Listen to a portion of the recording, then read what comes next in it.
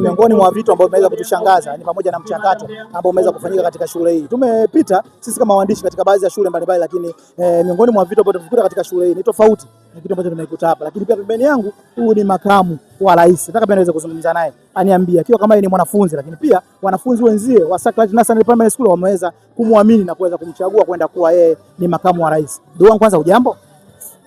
Kwa majina naitwa Doreen Daudi Lusingu.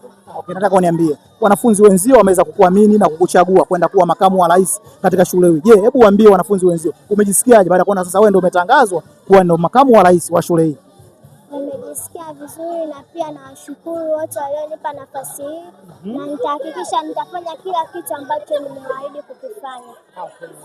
Nataka pia uweze kuniambia ni namna gani sasa unaenda kushirikiana na bodi nzima ya wakurugenzi katika shule hii, namna kupeleka mawazo yako chanya ili waweze kufanyia kazi, mfano kujenga madarasa ya kisasa, kuandaa mazingira ya michezo, ukiwa kama wewe ni makamu wa rais?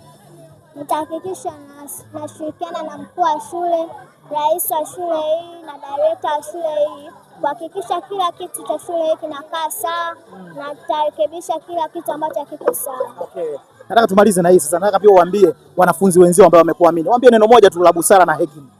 Nashukuru sana na nitaonyesha heshima na busara kwa. Okay. Naam, huyo ni makamu wa rais katika shule hii ya Sacred Nursery Primary School. Tumeweza kuzungumza naye kwa sababu hawa ndio viongozi ambao wameweza kupewa ridhaa na uongozi wa shule hii. Maana yake ikiwa na maana kwamba kesho na kesho kutwa media yetu ikifika mahali hapa, hata kama mkuu wa shule asipokuwepo, tunaweza tukamwona makamu wa rais au tukamwona rais, tukaleta na mawazo yetu wakaweza kutupokea kwa ukarimu, na ndio maana leo hii tukasema hatuwezi kuondoka mahali hapa mpaka tuweze kuzungumza nao. Nini tunataka kuendelea kufanya ni kuendelea sasa kusubscribe channel yetu ili wewe uweze kuwa kwanza kuweza kupata taarifa zetu mbalimbali. Tulifika maeneo ya Pugu, hapa ni Sacred Nursery Primary School.